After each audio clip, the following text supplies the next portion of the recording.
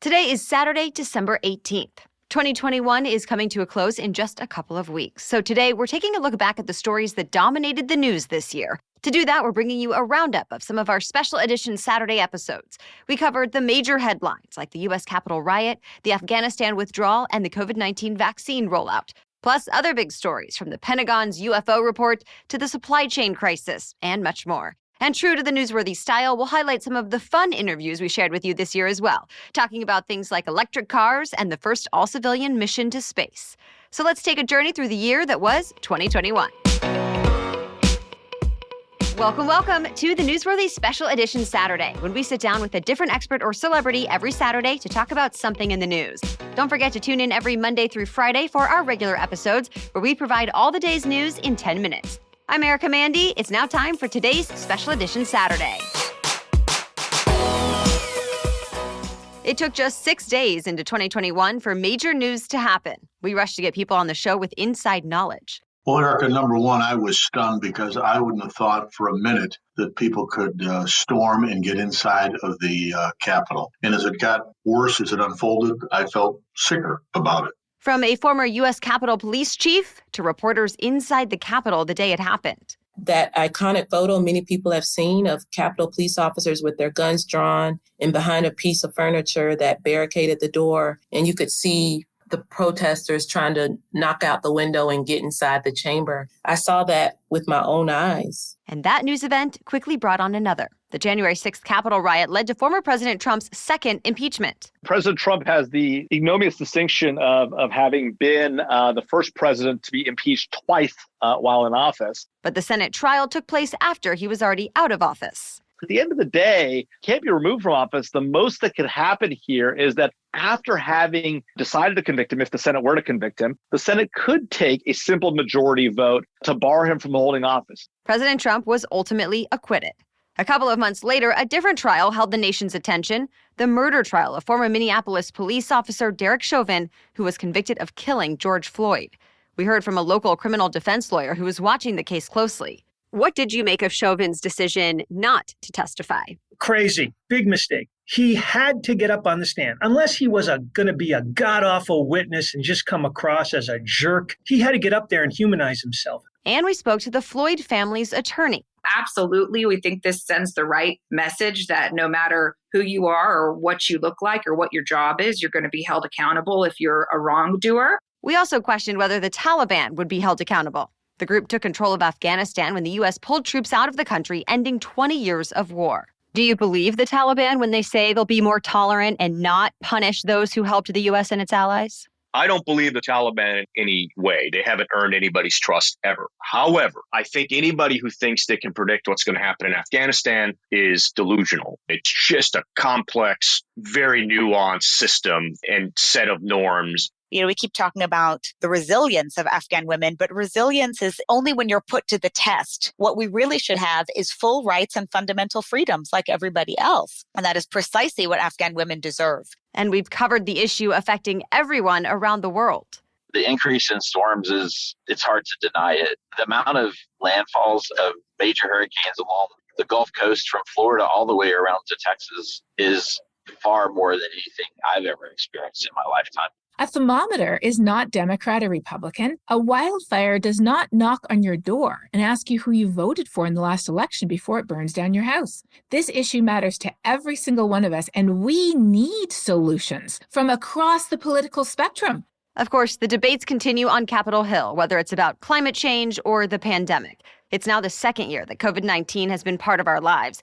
We hope we helped you navigate it, with experts discussing vaccines, variants, and more. It seems obvious, but you sort of have to build trust in the vaccine itself, but also have the people who are telling you that the vaccine is safe be people that folks trust as well. And so we actually have thousands of variants of SARS-CoV-2 and other viruses. It's just that most of those variants aren't really concerning. It's the variants of concern that are the ones that we worry about. So variants like Alpha, Beta, Gamma, Delta, and now Omicron. We also addressed the pandemic's impact on the economy, work, and travel. During the pandemic, we're not going out as much, we're not traveling as much. And so a lot of that consumer spending has been moved to physical goods that have to be moved through the supply chain. So you've got this huge demand spike that's kind of the largest catalyst to the supply chain issues we're having is really on the demand side. One of the main things that it's helpful to be aware of as a traveler is that airlines kind of quietly changed one of their policies for the better during the pandemic to get rid of change fees. As long as you have booked your flight in main economy or higher, you can change your flight dates without paying any penalty whatsoever. There's so much more to talk about as we reflect on 2021. We'll take a look at some of the other headlines of the year and some lighthearted news we covered as well, just ahead. But first, let's take a quick break to thank our sponsors. Today's episode is brought to you by BetterHelp. While we want to believe the holidays are a joyous time, that's not always the case. It can be a difficult season for many people, from just the stress of managing everything holiday-related to strained family relationships to missing loved ones no longer with us. Whether it feels big or small, there's no reason you need to deal with it alone. BetterHelp wants to help. BetterHelp will assess your needs and match you with your own licensed professional therapist. They have counselors who are specialized in stress, anxiety, grief, relationships, and much more. And if you're ever not happy with yours, just change counselors anytime until you find the right fit.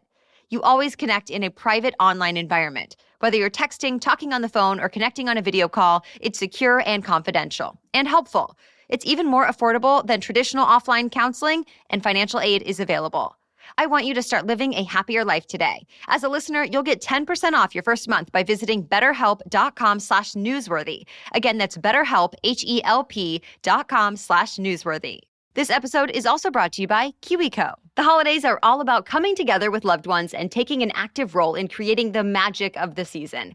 Yes, you could buy things like ornaments, for example, but isn't building your own so much more fun and rewarding?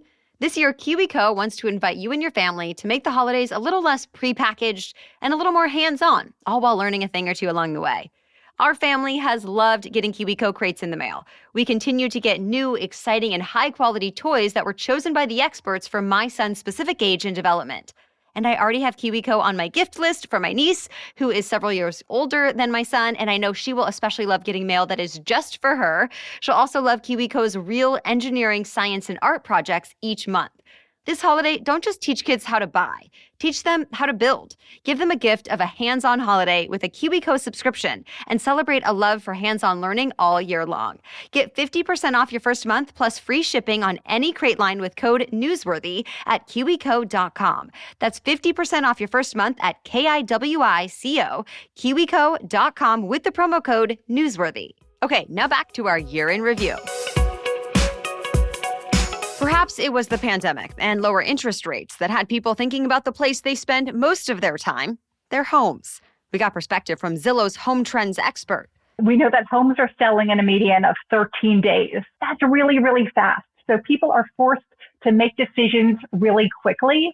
And the stars of HGTV shows shared how more homes are under construction now. The houses are transitioning with the times that we're going through. You know, people want a place where they can live, work, and play all at home. If you can renovate what you have, then you save yourself the cost of moving, and all that money can be reinvested into turning the home you have into the one you want. Of course, the other place people are spending more of their time now is online. Even digital currencies and assets are going more mainstream, from Bitcoin to NFTs. When it comes to digital art, I think it's very funny when people get like all up in arms about what is and isn't art. All that matters is what some people think it is and how much they're willing to pay. And this year brought bipartisan backlash to some of the biggest social media companies. Here's Meta's former public policy director after the so-called Facebook papers were leaked. We shouldn't just look at this of like, if we get rid of Facebook or make big changes to Facebook, that it's necessarily going to fix our politics. We have to look at how that all works together across the broader internet ecosystem. And as we talked about the impacts of Facebook and Instagram on kids,